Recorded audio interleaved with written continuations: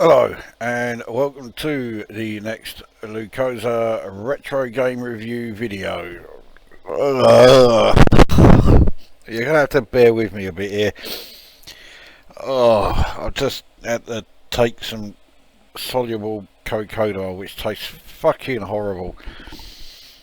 On top of that, I've just had to send a load of text messages on my phone, and because I've had to use my phone, the net result is I can barely see a fucking thing.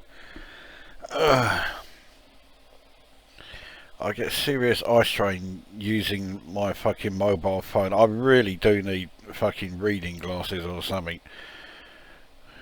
Anyway,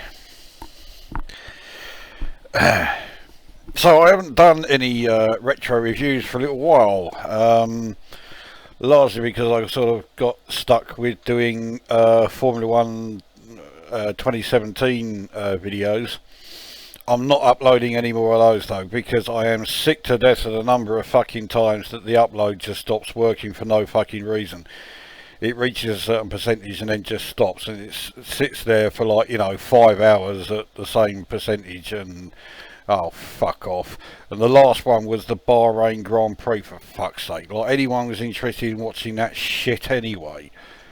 So, yeah, I thought, right, we'll do some more game reviews.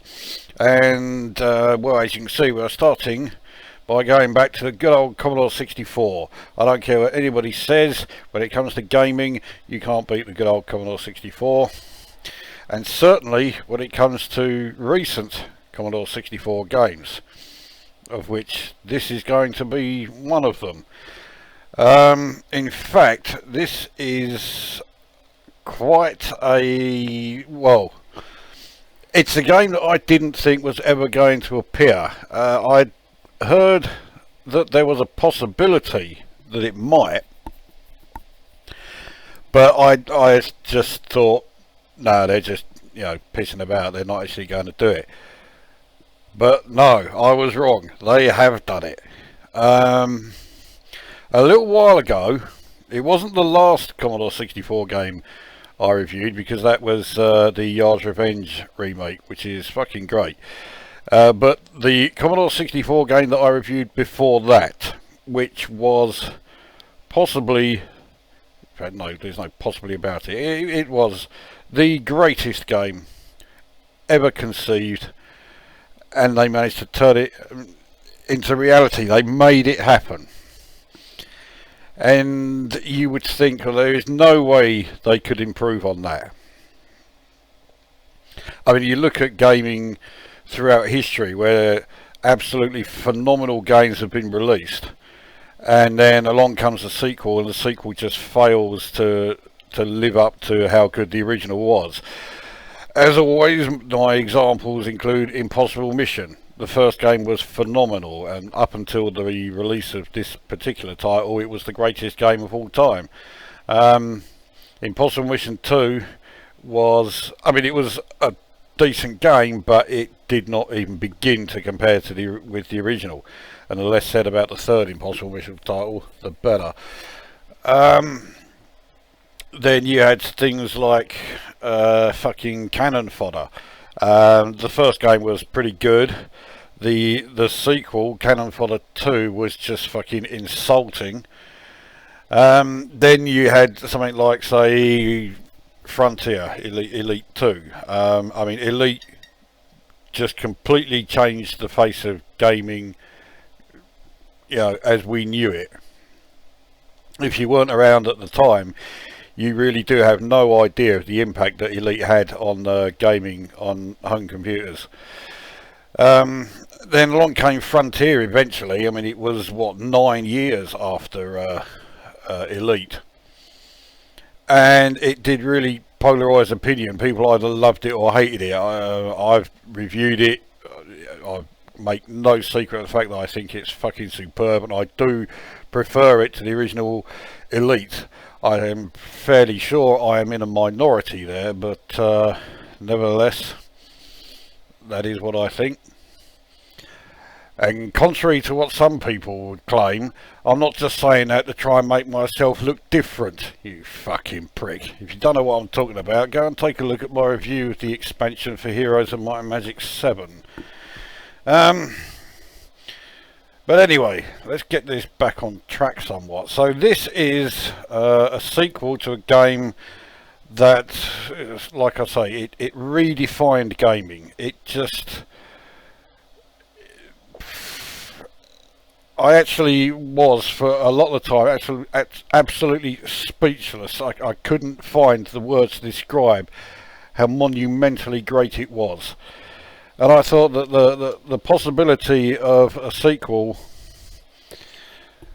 of any kind, let alone a sequel that did it justice, was unlikely.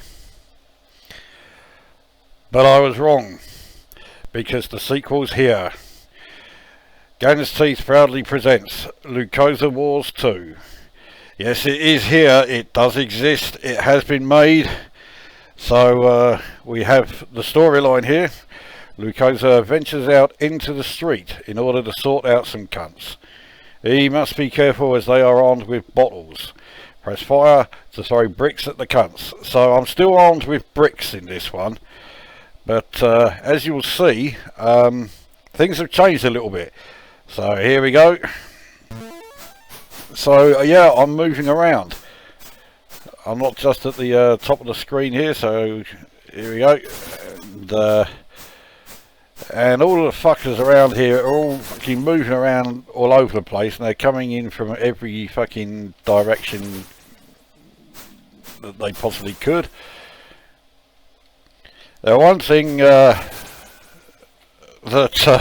he's definitely got right is the rate at which the screen scrolls. Some people might think that it's quite slow.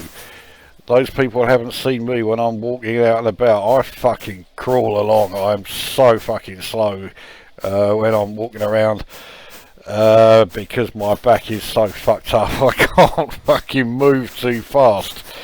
So yeah, that genuinely is about as fast as I move along the street. So yeah, now this is where it gets a bit chaotic, because there's yeah, a whole fucking load of them. But well, I'm making progress. I'm actually quite amazed at how much progress I've made. And I haven't lost a life yet either. Of course, I knew I'd fucking speak too soon there, so there we go. Now, for some reason, I just kept thinking Miami Vice when I was playing this, and I thought that if I had walked on the grass there, I'd lose a life. But no, that turns out to not be the case. Ah, you fucker. Alright, so now I'm down to my last life. I'm determined to get to the boss, because yes, there is one. It probably won't surprise you to see what it is. Here we are. So at the end of the level, and here is the boss, the fucking ice cream van, the other scourge of my fucking life. Now this fucking thing is tough if you try and destroy it, but well, yeah, to be honest, I could just stand here and it times out.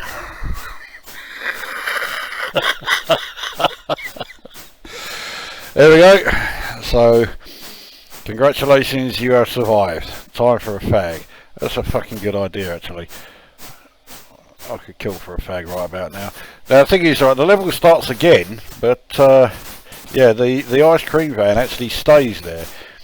But if you hit it enough times, there we go. So we've got plenty of points for taking out that cunt. Ah, you fucker. So there we go, game over. I got 11,000. That's not even my best. My highest score is 13,000, and that's not particularly impressive either. But where do I start? I mean, let's get another game underway, and let's get the review underway. So you can see that graphically it's continuing the same, monumentally phenomenal graphic style of the first game. But the difficulty level has been ramped up somewhat. and we do now have audio, which is quite a dramatic change. Ah, you fucking...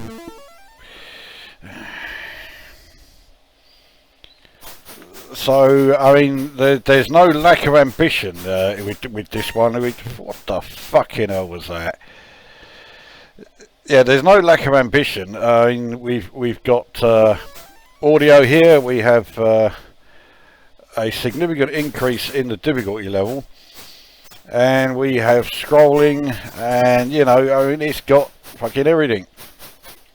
I believe this was made using a shoot 'em up construction kit, which of course is known the world over as the greatest tool for games making. So I totally see why the author of the game would use that. It's second to none. I mean, you know, as good as you know, the likes of Impossible Mission, you know, are. Imagine just how good that game could have been if it was made using shoot 'em up construction kit. Unfortunately, I don't think we're ever likely to find out. So yeah, that's one of those things we're just going to have to, you know, dream on about.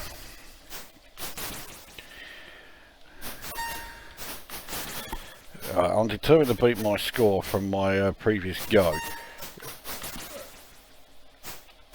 Well, I say my previous go, but the only other go that I've had that I actually did somewhat okay on. Of course, as soon as I say that, I've completely bollocks it up.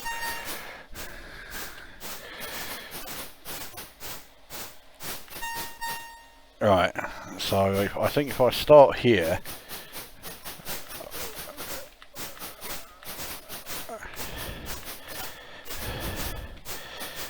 stop moving around, you fucking thing. There we go. Right, half of it. Oh, fuck off. Oh, you fucking... What did I do that for?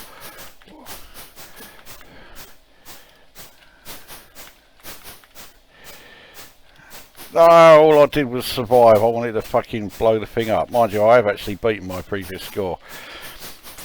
There we go. Right.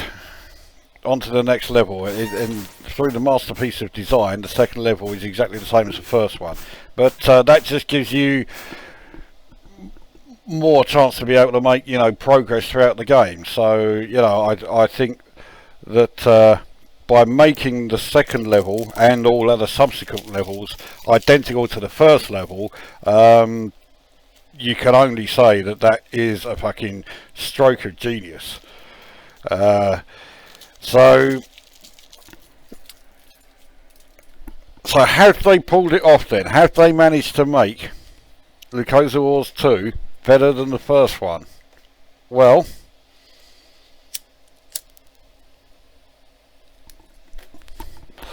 I have to say, yes, I think they have done it.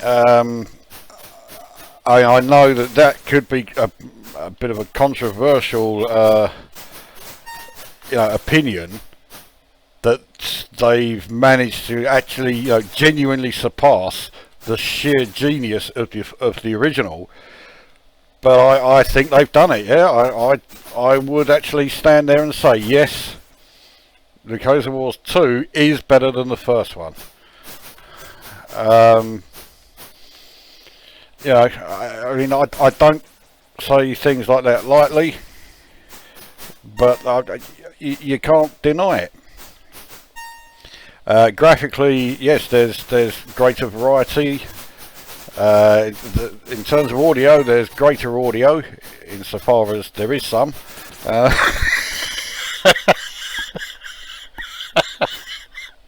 And I mean, in terms of gameplay, yeah, the gameplay's definitely been improved. I mean, you think about it, games like fucking Rambo,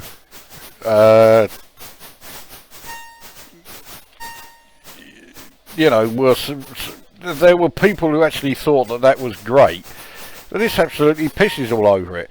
I mean, alright, it plays nigh on identically, but it still pisses all over it. It's far superior, purely because the subject matter is just that much better. You know, Rambo was just all about somebody who went around doing Rocky Balboa impressions, but this is about, you know, life's struggles of one of Essex's most left-wing, whatever you want to call me. You know, having to deal with everyday issues. You know, it has status. You know, it actually has a social message within it.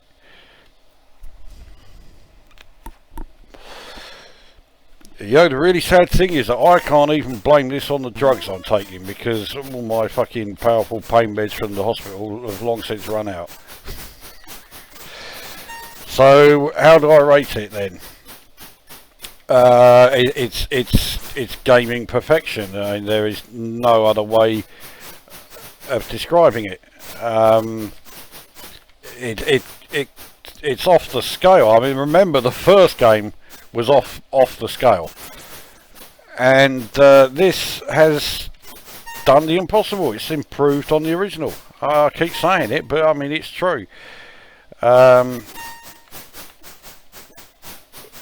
So yeah, that's what I say.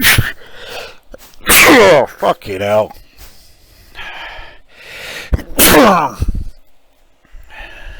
It's going well. So there we are, Lukozer Wars 2. It manages what I thought could never be done. It has knocked the original Lukozer Wars off of its pedestal. That game is no longer the greatest game ever created. This has usurped it. You know, it's taken that position.